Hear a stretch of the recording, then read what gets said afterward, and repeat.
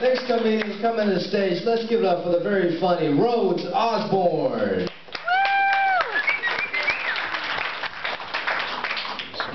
Wait a second, I didn't know about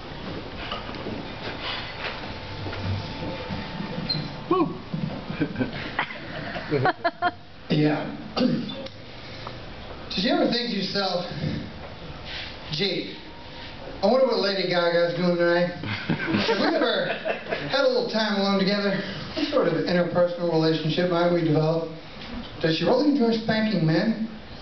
And if we were ever intimately involved, would I have to harbor the fear that she would one day approach me with the idea of her wearing one of those strap-on lifelike rubber mare legs with a studded leather harness? And while I'm sure she'd be completely content to just chuck it all for some unemployed, overweight alcoholic who rents a double-wide mobile home in some rural California burg, I'm not sure how comfortable I feel about white wine enemas and getting smacked repeatedly with a car engine, even if she did dress up like Liza Minnelli and sing a smoking remix of Life is a Cabaret.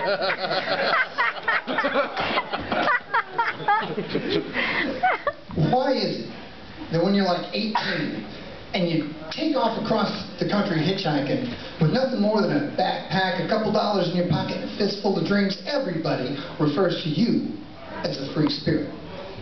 But you hit middle age and you do the exact same thing, and you leave a trail of dead bodies in your wake. All of a sudden, the media labels you a tricked.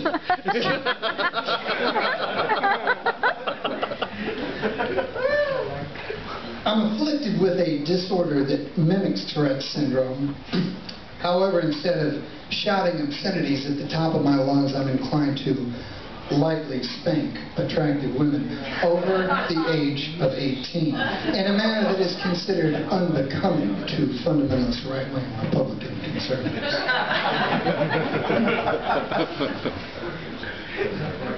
In spite of all my forward thinking and spiritual focus on the concept of having less in the way of material possessions, I contend that I would one day like to earn enough money to own a finely crafted European sport coupe. That's right, one day I want to own an Audi. And when I do, I want custom vanity plates to say, "Any." Cute, like a belly button. It's not so much that I drank like a rock star for so very many years, as it is my personal involvement in what is a vast and cumulative array of poorly thought out episodes of sketchy detail which has prohibited me from enjoying a high-profile career in politics. You see, when you've actually woken up in a foreign country with a new tattoo next to some whiskey-voiced Cher impersonator who rolls over and thanks you for a breathtaking evening of torrid bunghole, to which you can only really respond by breaking down and crying while vomiting up your half-masticated, half-digested, late-night drive-through fast food meal deal, you begin to suspect that even a vice presidential bid is pretty much out of reach of that.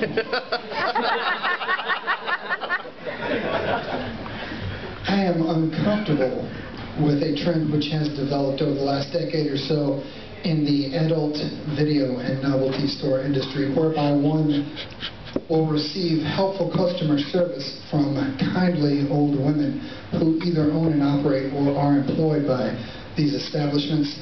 I mean, thanks anyway, but I prefer for my apocalyptic descent into the murky depths of modern-day society to be monitored by some weird old guy who doesn't really make eye contact or say anything, because he is quite frankly as deeply disturbed by my presence as I am uncomfortable in just being there. Thanks. Just let me see the total on the cash register. I'll give you the money. You hand me my bag. I walk out of here, my head hung in shame, dark glasses on in the middle of the night, as it should be. That's it for my set tonight. Been a great audience. Don't forget, tip the bartenders and your wait staff. Good night, Dr. Kegel, wherever you are.